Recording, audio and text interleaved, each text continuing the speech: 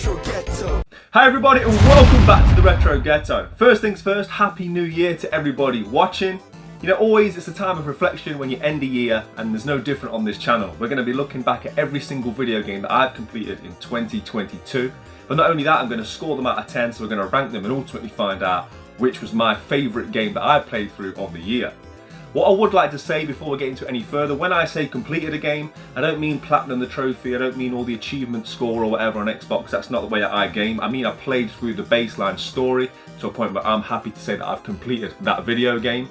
And with my ranking system, just so people don't get too upset, I'm going to be ranking it purely on my experience. We're not going to be looking at frame rates or whether one game is technically more of a marvel compared to another. I'm just going to be ranking it solely on my experience and how much I enjoyed playing that video game last year. So as you can see, that big pile of games that are next to me, those are the games that I finished this year, and also there are quite a few empty spaces on the shelves behind me too. I did start the year really well. I was flying and I got through loads of games at the start of the year. However, we did take a bit of a dip midway through because obviously a lot of my time was spent in building this room that I'm sitting in now, so my gaming did take a bit of a hit. I'm pleased to say though that now the games room is built and complete, I am really enjoying it for its primary purpose. I'm spending a lot of time here gaming, so hopefully next year I'll have even more games completed and ticked off the list. But I've got lots of games to get through. I'm going to be flying through some of them. Obviously some games I've got more to say about than others, especially the last game on the list actually. I've got quite a lot to say about that. But let's get straight into it. Now this first game, I actually completed this, I think it was 3 minutes past midnight, what is today, almost exactly a year ago. It feels like longer than that, but that is Ori and the Blind Forest. Yes, last year as the clock struck midnight and the fireworks started, I was just about to finish this game, and I remember looking at a watch and it was 3 minutes into the new year that I finished this. So yeah, the vast majority of this game was done in 2021, but I finished it in 2022. Ori and the Blind Forest. I'm a huge fan of the Ori games. I speak about them all the time on this channel. I actually played them the wrong way around. I played Ori and the Will of the Wisps first. I played the second game first, and that was one of my games of the year last year. I actually gave Ori and Celeste a 9, I think, last year, and those were my two favourite games of 2021. I'm getting confused with all these years. But yeah, I gave this game an 8, simply because it's fantastic. Overall, I would probably give the series more like a 9. I'd definitely recommend anybody playing through both games, but this game, whilst it's fantastic, it's just not quite as good as the second one. Okay, so next game on the list is Super Nintendo game. At the start of the year, I did think to myself, I'm going to play more Super Nintendo games, and that's kicking off even more so this year. Now I've got all my artwork on display. But not only do I want to play a Super Nintendo game, I wanted to get through some of the bigger games, some of the RPGs that I have. I'm by no means an RPG guy, and turn-based RPG really isn't for me. So I thought this would be the perfect game, and that is Illusion of Time, which I believe is called Illusion of Gaia in America. This is very much an entry-level RPG. It isn't turn-based, so it's more of an action RPG. Yeah, I actually love this game. In some ways, this game made me fall back in love with retro gaming. I never fell out of love with it, but the way I used to play retro games is I'd be watching football on TV or something on the television. I'd have my retro game on in the corner and I'd just be playing it with the sound relatively low whilst listening to whatever I was watching on the main TV. This game changed all that. This became my sole focus. The music on here was fantastic. There was no other TV on whilst I was playing this, and this really sort of reignited my love for these kind of bigger experiences on the 16-bit consoles. This game's crazy. There's a lot of very strange elements in this. From what I remember, there's like suicide and zombies and everything in between. The only thing I would say about this game is make sure you're killing everybody you come across along the way, because that will ultimately level you up. I got to a point halfway through where I thought, right, I can't be bothered to keep having to, you know, hack and slash every single enemy. I'm just going to run through the middle. But then by the time I got to the later levels, I was a bit underpowered, and it was very, very difficult for me to complete the last couple of levels. But yeah, I got through it. Just checking now. I gave this game a 7 out of 10. Yeah, I think that's about right. Right, next game. Portal 2. A lot of you are going to dislike me in the comments for this because I didn't love this game. It says on the front 10 out of 10. I didn't give it a 10. Now the reason being is, this game is a good game, don't get me wrong, it's very well written, the dialogue, Stephen Merchant, a lot of the voice acting in it is phenomenal. That's as much as I would like to say about it in terms of the good things. It's basically a puzzle game, and a lot of the puzzles are very well written, but towards the end of the game I just had enough, and it really ruined my experience. I kept thinking, surely this game's over, surely it's over. Hours later, surely it's over. And it felt like it never was going to end. If you love the game, I suppose that's great, but for me, I was just ready for it to finish. I think I probably would have been better off playing the first Portal game, which was a bit more of like a tech demo, so a lot shorter game. I definitely should have played that one first. I probably would have had a more enjoyable experience. It's harsh, but I gave this a 6 simply because I was so done with this game by the time I finished it. Okay, next. Oh, I love this game. I've spoken about this game now quite a few times on the channel. Max Payne 3. For me, it was just a sleeper hit. I'd never really heard anybody talk about it. I should have known it'd be good being Rockstar. I mean, they don't make too many bad games. This game is phenomenal. I loved everything about this game. The biggest compliment I can pay to Max Payne 3 is that I'll be replaying it, and I very rarely replay games. I've got so many video games, the backlog weighs heavy on my shoulders that it's very rare that I'll double dip and go back into a game. But I enjoyed the story of this so much. It was so well written. The gameplay was so fun. I never once got bored. I was on the edge of my seat the whole way through the game, right until the end. I think I completed this game in 2 or 3 sittings, which is very rare for me. Yeah, Max Payne 3, can't recommend it enough, and I gave this game a 9. So yeah, Max Payne 3, definitely an early frontrunner to be my favourite video game of 2022. Next up, okay, Dante's Inferno. Basically, this is a game I just picked up simply because I'd heard it was a God of War clone, and I love God of War, the original 1, 2 and 3 especially. And it very much is. This game plays very much like God of War. To call it just a God of War clone maybe is a bit unfair because it is a good game in its own right. As I say, you play as Dante, you're going through hell. It's very macabre. This is not for children. There's very, very strange boss fights in this one. But yeah, really good fun. The game doesn't outstay its welcome. It does get a little bit samey towards the end, and because you're sort of going through the different stages of hell, it's very dark. The atmosphere after a bit is like, could do a bit of light. Can we get to the surface, right? I don't really like dark games, but obviously that is the subject matter here. But good fun game. If you like hack and slash of this era, definitely worth playing through this one. I gave it a 7.5. Okay, next up is another Super Nintendo game, and that is Super Aleste. People call it Aleste? I don't know. I think it's called something different altogether in America, which probably would end that debate, but I'm going to call it Aleste. Super Aleste. Really fun game. I love my shmups. I really did try to play through a couple more this year. This is not the last shmup that you'll see on this list. It's very much, again, entry level. If you're like me and you're not overly blessed at shmups, this is not a particularly hard game, and it's not a particularly long game. It's really fun. I probably would have given this game a 7, but I gave it a 7.5 because of the music. The music is so good on this game. Thinking about it now, it might be a little bit harsh, but that's what I've put. I'm going to stick to 7.5. But yeah, definitely recommend playing this game. Had a lot of fun with this one. Okay, next up, there's a few 360 games in a row here. 50 Cent, Blood on the Sand. This game sort of sprung to my attention because it all of a sudden shot up in price. It became backwards compatible on the Xbox One by the Xbox 360 copy. The game went through the roof. I managed to find it for a good price. Played it on the Xbox One, so it does get obviously somewhat improved by doing that. And this is just a great time. I can't recommend this game enough. It's just mindless, fun gameplay. I mean, you're running around, you're shooting everything in sight. You've got sort of early 2000 hip hop playing. What more could you want from a video game? This is another game that you could replay. Again, I don't replay many games, but in a couple of years, I think I'll definitely come back to this one. Yeah, it's just a good time. I gave it a 7.5, but I definitely recommend this to anybody. Okay, so next I've got a little piece of paper because I don't own this game physically. The reason I don't own it physically is when it first came out and all the sort of hype and sort of furore about this game, there was no physical copy.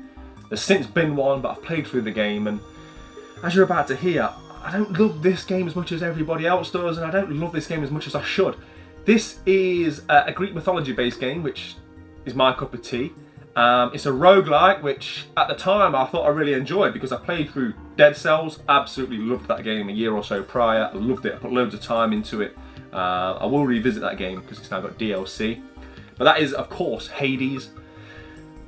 The reason I didn't love it, I think, as much as everybody else, and ultimately I only gave it a 7, which is harsh because there's a lot of game here. But as I say, I'm ranking these games based on my experience and my enjoyment levels, is because I was ready for it to end. You have to sort of, it's one of them games, you know what it's like, guys, you grind away, you get a bit further each time, you get a bit more powered up each time, and then eventually you get to the end. Well, what annoyed me was I got right to the end. I got as far as the boss, Hades himself. I was like, yes. And what happened is I lost that boss fight, and then the game sort of went crazy. So when I started again, I thought, right, I can get to the boss, I can do this now. But after getting to the boss and going back to the start, the whole game gets harder for some reason. There was more enemies, there were enemies of higher caliber, and I was like, this game has taken me so many attempts to get that far, and now I just want to beat the boss, but you're making the game all of a sudden twice as difficult. I did ultimately do it, but it felt like a grind. I was a little bit annoyed, and it did affect my experience with this game, and I gave it a 7 out of 10. Okay, and as you can see, another green spine. I made a few Xbox 360 videos last year, and I'll probably be making some more this year. And I think during that time and researching for some of those videos, I just played through a lot of Xbox 360 games. This one I absolutely loved, and that is Far Cry 3. This was actually my second game in the Far Cry series. I started at Far Cry 5, I believe. Enjoyed it, but this one I loved. For me, this is the best game in the franchise. And the reason I played this one is because a lot of people told me this was the best one in the franchise. And yeah, they weren't wrong. I loved everything about this game. There's not many games that aren't Grand Theft Auto that are open world that I like more than this one. It's definitely one of my favourite open world games. And the ending, I think I definitely chose the right ending. I'm not going to say too much about it, but yeah, I sided with the attractive woman, let's say, and I definitely don't regret my choices, right? No regrets. I gave this game an 8 out of 10, but I can't recommend this game enough. Anybody should play this game. Okay, so yet another 360 game, and that is Death Smiles. Yeah, I was sort of on a shmup phase, and there's 3 games under this umbrella that were released by Rising Star Games. And this is not my cup of tea. It's bullet hell, and it's very sort of Japanese anime. There's lots of things going on at the screen at once. I've often spoken about this channel. I'm a bit of an old man. My eyes can't really handle it when there's too many different colours and explosions on the screen at once. And I mean, I did enjoy some of the sprite work on this. Some of the enemies, the variation's fantastic. They're so large. I don't think I really completed this game, to be honest. I played through it, but it was very easy. I'm sure there's a lot more to this game. I'm sure there's a lot of different modes and difficulty settings and all that, but I just didn't enjoy my playthrough enough to pursue it. I gave it a 7. I think there's people out there that would probably give this a 10 if it's your cup of tea, but it just wasn't for me. And again, I had to rank it on my own experience, so I gave it a 7. Okay, next up, back to Super Nintendo, and a game which has really gone up in value, I think, recently. I had a conversation with somebody about this a couple of months ago, and they said they were looking for it, and they couldn't find it at a decent price, and when I started to check, I saw why, because this game really is going up in value. I bought it years ago. I think it's because word's getting around as to how good this game is, and that is Goof Troop. In my opinion, which is a big call, it's the best Disney game on the Super Nintendo. It basically plays as a puzzle platformer. It's not a particularly long game, but it's not short either because the levels are quite big. I think there's only 4 levels. The last level, the difficulty certainly ramps up. There is one element in particular where I was scratching my head for some time. But yeah, the music on this is amazing. The sprite work is amazing, and it's quintessential Super Nintendo goodness. I gave this a 7.5 simply because it's quite a short experience. But yeah, an amazing, amazing game. I mean, this is one of those games where if you don't own it, just find a way to play it, however that may be. Okay, next up was a game that I saw hyped up by a YouTuber. It was actually Happy Console Gamer. He actually made a whole video on this game, and I thought, yeah, I need that game in my life. And that is Huntdown on the Nintendo Switch. So Huntdown is like another sprite-based game. So run and gun, but it's very short levels, and then it's very boss heavy. So you'll have a very short platforming level, and then you'll have a boss fight. The boss fights are where this game really shines. Some very interesting characters. Visually, it's very good.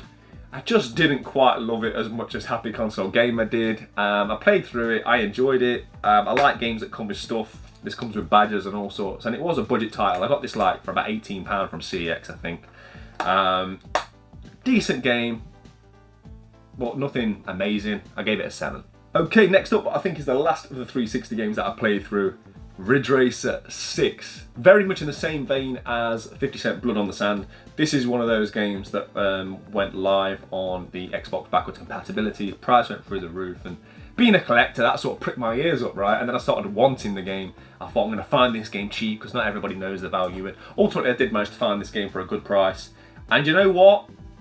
As much as people knock the sort of collecting scene and prices going up and people then wanting games because of the price, I'm very glad for that experience because that brought this and 50 Cent to my attention, and I had a lot of fun with both of them. I really enjoyed this game. It's difficult to say I completed it because there is still more to do, but ultimately you have sort of a world map where you have to make it from one side to the other. I did that, I did all the races to get me from one side to the other. There are other different branching paths that I could do, and there is more once you complete it, which I haven't done yet, but I will definitely go back to this game. I had loads of fun with it. So much so that I recently downloaded the Need for Speed game. Need for Speed Heat, is it? The one before the one that's just come out.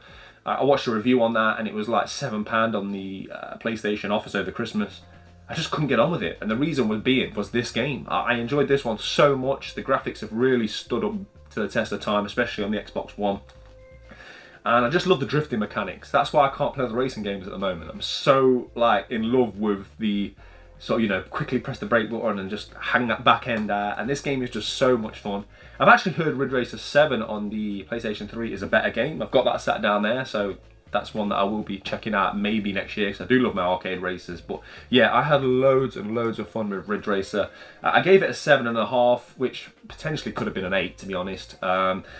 Yeah, I had a really good time with this one, and again, I think it's starting to come back down in price, so if you can pick this one up, definitely recommend it. Okay, so we've reached that portion of the video now, which is the, I think, 8 games that I completed on my how many video games can I complete in one day video that I filmed a few months ago.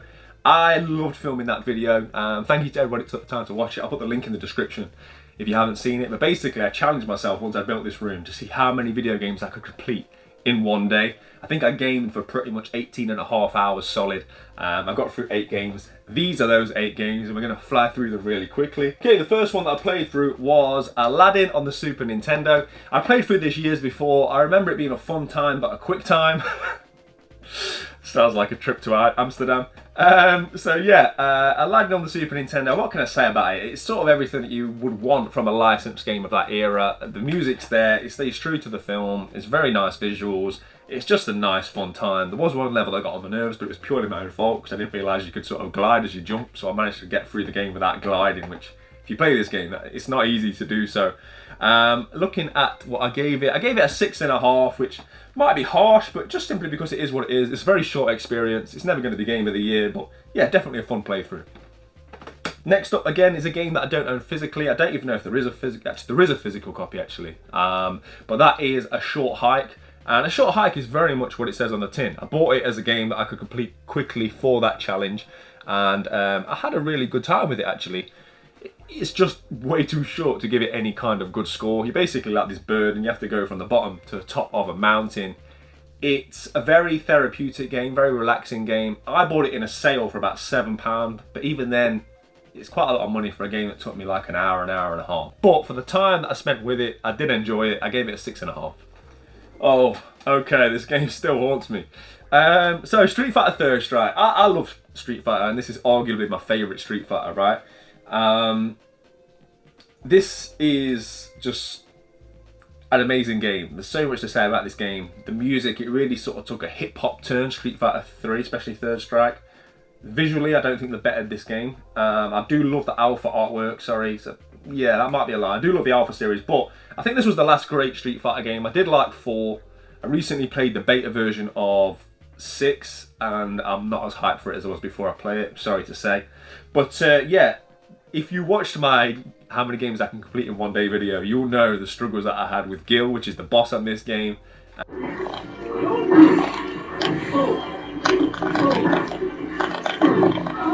When he's going to do that? That's it! Come on! Ah. Let's go! Let's go! Let's go! Come on!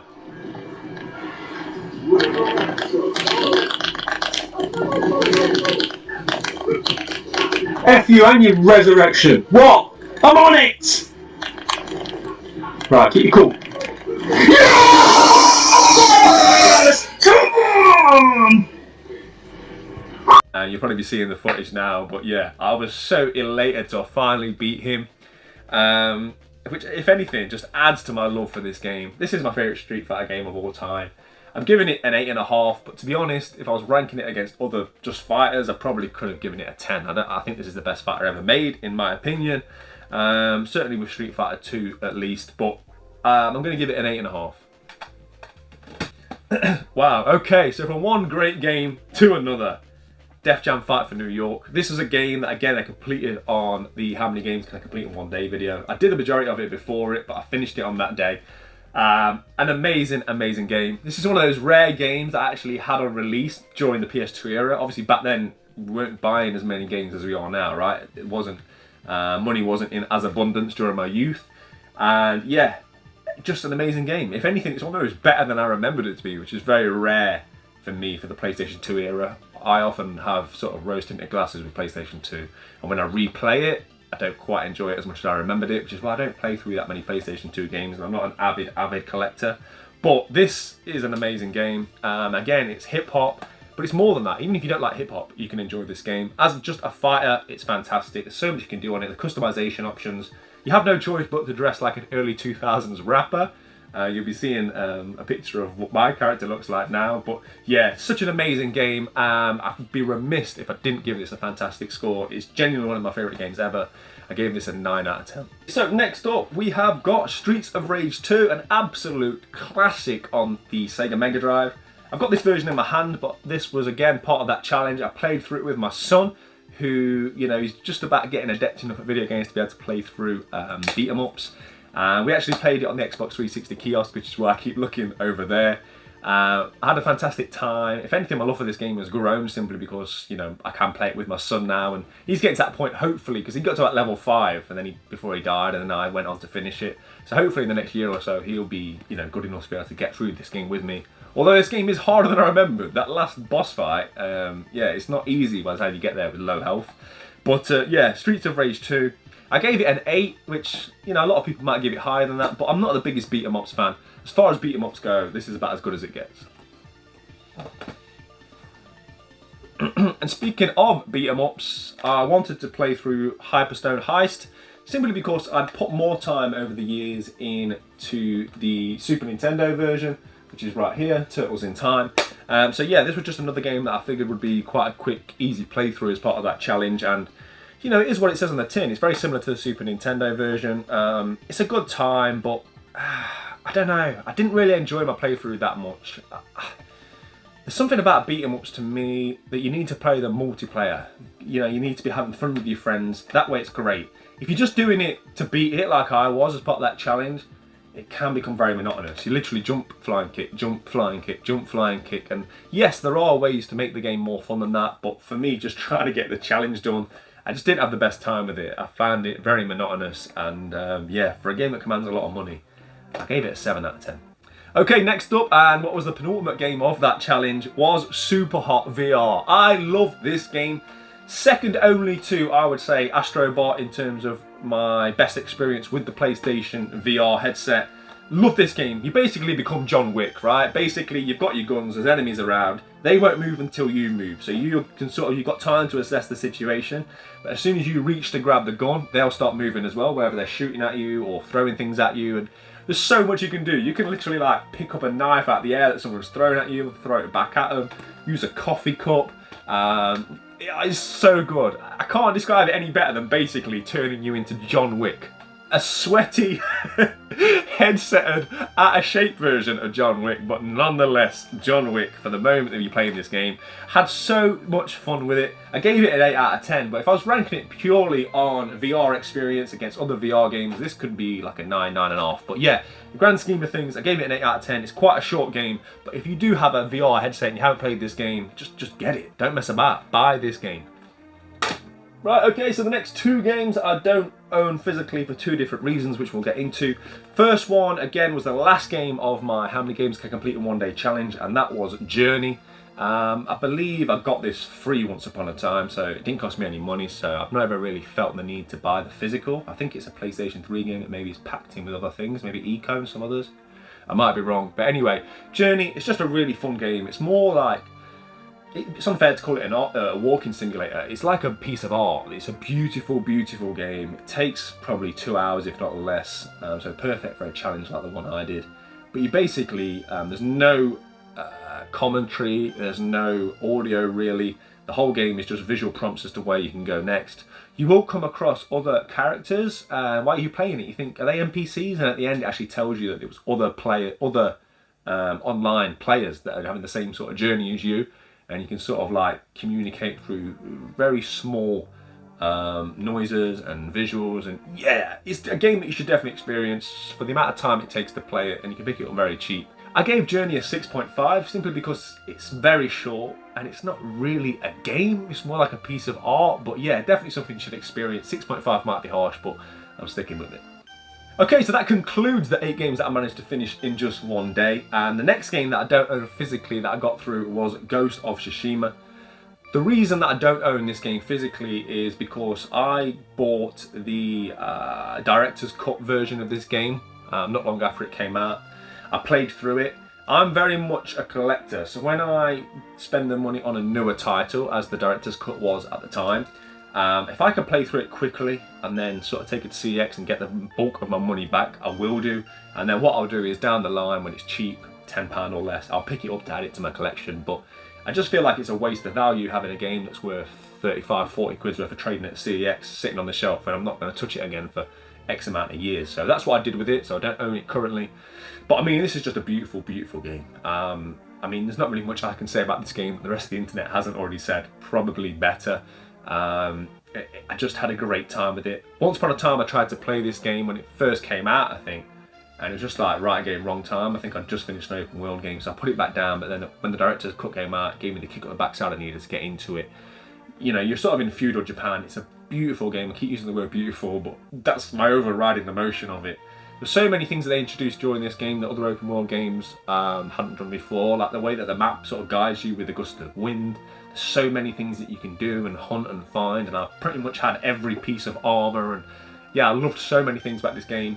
And unlike most open world games, they really put an emphasis on the combat. It wasn't your sort of standard hacking and slashing. There was a lot to it. You had to change your stance. There was a lot of blocking involved. And yeah, just an amazing time, really. Probably one of the best PlayStation IPs. I gave this game an 8.5, and yeah, just well worth anybody's time. Okay, so the penultimate game is a game that I spoke about a lot on one of my CEX lottery videos. There was a big debate as to whether I was going to keep this, and I had to go through all kinds of rigmaroles to put it right in my own head to keep this game because it's a bit sun-faded and it didn't have a manual, but I'm so glad I did. I love this game. I mean, you play as Apollo, you sit on top of Hercules, you fire projectiles out of your sword, loads of sort of Greek mythological based characters. It's easy for me to say. My original playthrough, I just put it in to see if it worked, as you have to do with these games, right? And I played through the 5 levels that you get if you select standard mode, but then subsequently I kept playing and playing and playing this game, and there's like an advanced mode, and I think that gives you 7 levels if I remember rightly. But yeah, I managed to play through this game. It's not particularly hard as far as shmups go. I mean, it's not a walk in the park, but as far as shmups go, it's not difficult. If like me, you're a bit of a beginner to shmups, it's definitely a fun time for everybody. I love this game. There's so much about it that I enjoy, the music, the visuals. Yeah, it's just one of them games that I'll definitely revisit and replay, and I think it's well worth the 8 out of 10 that I gave it. Okay, so we're down to just one game, but before we get into it, I want to highlight the fact that in 2020, my favourite games that I played through were Thunder Force 4 and Days Gone. In 2021, my favourite games were Ori and Celeste, and at the moment, the front runners, my favourite game of last year, which is weird to say because it was only yesterday, was Max Payne 3 and Def Jam Fight for New York. I gave them both a 9. However, this next game is my favourite game that I played through this year. Unsurprisingly, I think to everybody, it's God of War Ragnarok. Not a perfect game, but the positives are, there's so many. It's just a fantastic experience. I'm currently on 75 hours and I'm still enjoying playing it, which for me is phenomenal, right? I enjoy short games. I enjoy shorter experiences. And normally when I finish a game, I'm done, right? I'm in and out. With this, I think I'm working towards a platinum. There's so much good things to say about this. It's the culmination, obviously, of a story that we've been sort of on now since the 2018 game. I've always had so many parallels between this game and my life in many ways. I've spoken about my love of God of War series so many times on this channel. I've got a tattoo. I own every sort of collector's edition that there is, except for this one, but that's a different video. Yeah, an amazing story. And not only the story, but the combat, everything basically just stepped up a little bit. The combat on this game is so advanced. There's so many different weapons and so many things that you can do with those weapons, so many different attachments, runes, etc. But it never feels overwhelming. The way that they do it is it's very clever. So much love has been poured into this game. Visually, it's very impressive. I made a video about how this game looks, but it cost me £1,700. I bought PlayStation 5 and an OLED TV just for this game, pretty much. And yeah, after playing through it, 75 hours, no regrets, right? I did say I had the most to say about this game of any. Again, I'm going to say not a perfect game. There's certain things about it that I didn't love as much as others. As much as I touched upon the story, the combat, the thing I love the most about God of War is Kratos, the character. That's sort of what drives me to play all the games. I've now finished every single God of War game in the series. And whilst I understand there has to be a character arc, right? I understand that there's been a softening to Kratos. He's getting older, his relationship with his son has grown. I think they took it a step too far. I remember the Kratos of old, right? I remember the original trilogy Kratos, the badass, didn't give an F about anything. And whilst that's not necessarily what I still want from him, he's a father and we need to see that change, and obviously the games have changed and the size of the release has changed, right? This is like a worldwide event now. I don't know, I just felt like they made him a little bit too emotional. There was times and certain scenes and the way people spoke to him at times where I thought, that's not the Kratos I know. And for me it was just a little bit too much.